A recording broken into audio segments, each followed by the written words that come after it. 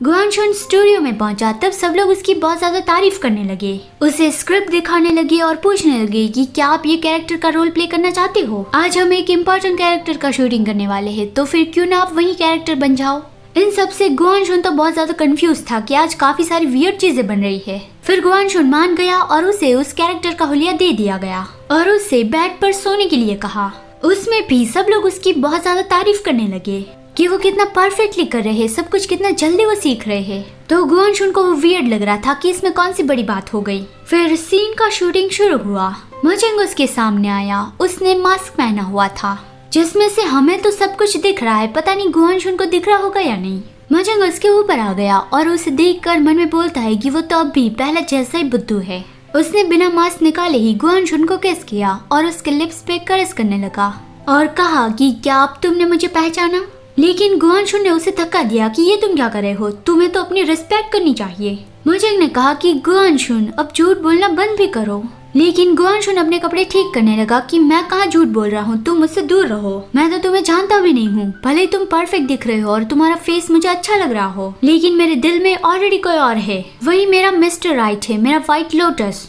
फिर मोजिंग से रहा नहीं गया, उसने चिल्ला के ये कह ही दिया कि तुम जिस व्हाइट लोटस की बात कर रहे हो वो मैं ही हूँ। लेकिन गुआनशुन ने उसका यकीन नहीं किया कि नहीं, ऐसा नहीं हो सकता, तुम मेरे व्हाइट लोटस नहीं हो सकते, क्योंकि मुझे याद है कि मेरा व्हाइट लोटस तो बहुत ज्यादा घमंडी था, वो बहुत ही कोल्ड था, मुझे जरा सा भाव भी नहीं देता था और वो खूबसूरत होने के साथ साथ बहुत ज्यादा वायलेंट भी था। और ऊपर से मैं ये अच्छे से जानता हूँ कि वो इस तरह की चीजें करने के लिए खुद से ही मेरे पास नहीं आएगा। गुआनशुन ने अभी जो सब कुछ बताया, सच में मोजिंग पहले वैसा ही था, तो अभी इतना बदला हुआ मोजिंग देखकर गुआनशुन को उसका यकीन नहीं हो रहा है। मोजिंग को बहुत ज्यादा गुस्सा आ रहा था, लेकिन अभी वो गुआनशुन के साथ वायलेंट नहीं बनना चाहता, वो खुद को रोक रहा है और इसी वजह से ही गुआनशुन उसका यकीन नहीं कर पा रहा है कि नहीं, तुम वो नहीं हो, तुमने मेरे पास आके मुझे किस किया, लेकिन वो पास आता था तब मुझे सिर्फ पंच ही लगाता था। मोजिंग ने कहा कि अगर वो सिर्फ पंच लगाने के लिए ही तुम्हारे पास आता था तो फिर तुम उससे इतना ज्यादा प्यार क्यों करते हो।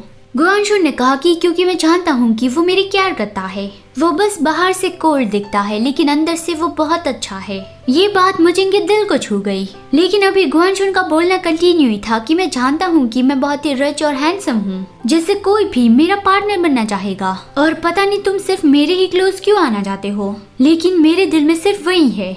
और उसने थोड़ा गला साफ करके कहा कि अभी हम जवान हो गए हैं तो फिर मैं ये समझ सकता हूँ, अभी ही तुमने मेरे साथ जो किया उससे मुझे कोई प्रॉब्लम नहीं है।